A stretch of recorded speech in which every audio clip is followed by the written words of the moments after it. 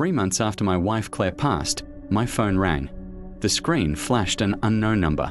Usually, I'd ignore it, but something compelled me to answer. "Hello," I said, my voice hoarse. Silence.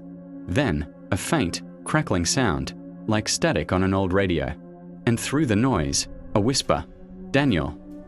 My blood ran cold. It was Claire's voice. Impossible, I know. My mind was playing tricks on me. Grief does strange things to a person. I hung up, my hand trembling. I told myself it was a prank, a cruel, sick joke.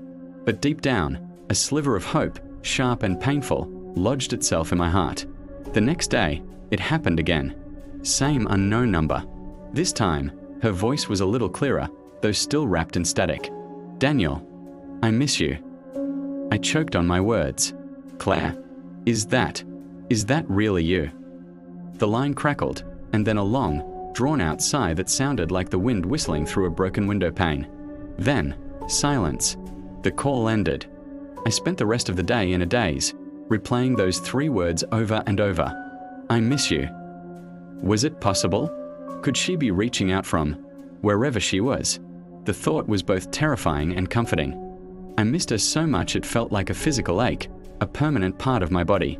The calls continued daily, always from an unknown number, always at the same time, just as the sun began to set. Each time, her voice seemed to grow stronger, shedding the layers of static like a snake shedding its skin. We talked. Well, she talked, and I listened, desperate to soak in every syllable. She spoke of a place that was cold and dark, a place where she was alone. Her words were disjointed, fragments of memory mixed with nonsensical phrases. One evening, she said, "Daniel, it's so dark here. Can you leave a light on for me?"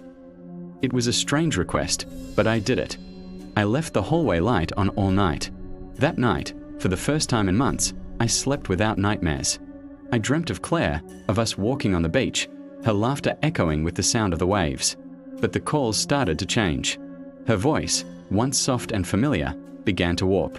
There was an edge to it now, a discordant note that made the hairs on my arm stand up. The whispers became more demanding.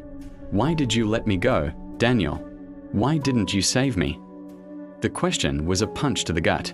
Claire had died in a car accident. I was driving. I'd walked away with a few scratches. She hadn't. The guilt I'd been trying to bury resurfaced, raw and consuming. It was an accident, Claire. I'd plead into the phone. I couldn't do anything.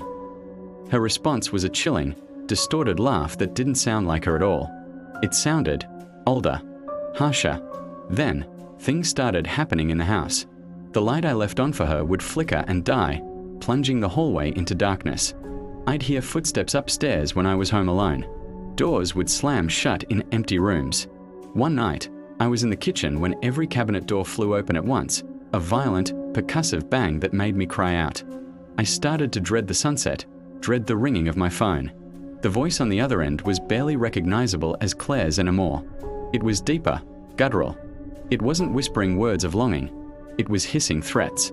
"You belong with me, Daniel. Down here. In the dark." I tried to block the number, but the calls still came through. I threw my phone against the wall, shattering the screen, but it would still ring, a phantom sound echoing in my silent, empty house. I was becoming a prisoner in my own home, haunted by a voice that wore my dead wife's memory like a mask. One evening, I found our wedding photo on the floor, the glass of the frame shattered. Claire's face in the picture had been scratched out, gouged away by something sharp. My heart hammered against my ribs. This wasn't Claire. My Claire, the woman I loved, would never do this. Something else was on the line. Something malevolent that had found a crack in my grief and slithered through. I decided I had to end it. That night, when the phone rang, I answered with a newfound resolve. "Who are you?" I demanded, my voice shaking. "You're not Claire." A low, rumbling chuckle echoed from the speaker, a sound like stones grinding together. "She let me in, Daniel," it rasped. Her loneliness was a door. "And now, your guilt is a key." Then, the voice changed, perfectly mimicking Claire's, just as I remembered it from the day we met. "Don't you love me, Daniel?" it cooed. "Don't you want to be with me forever?" "No," I whispered, tears streaming down my face. "You're not her." "I can be," it said, its voice dropping back to that monstrous growl. "We just need to be together. Open the door, Daniel. I'm right outside." My eyes darted to the front door. The chain was on, the deadbolt locked. But as I stared, the deadbolt slowly, impossibly, began to turn on its own. Click. The chain rattled and swung free. The doorknob twisted. I didn't wait to see what was on the other side. I dropped the phone and ran. I fled out the back, scrambling over the fence into the darkness of the woods behind my house, not looking back.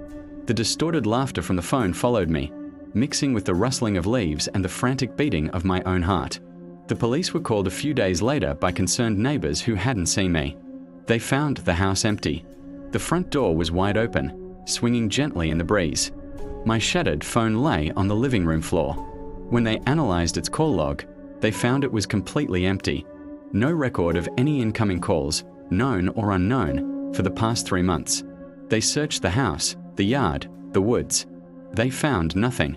It was as if I had simply vanished from the face of the earth. But sometimes, late at night, the new family living in that house swears they can hear a phone ringing. A faint, phantom sound. And if you listen closely, very closely, you can sometimes hear a man's voice whispering, desperate and terrified, "Claire, is that you?"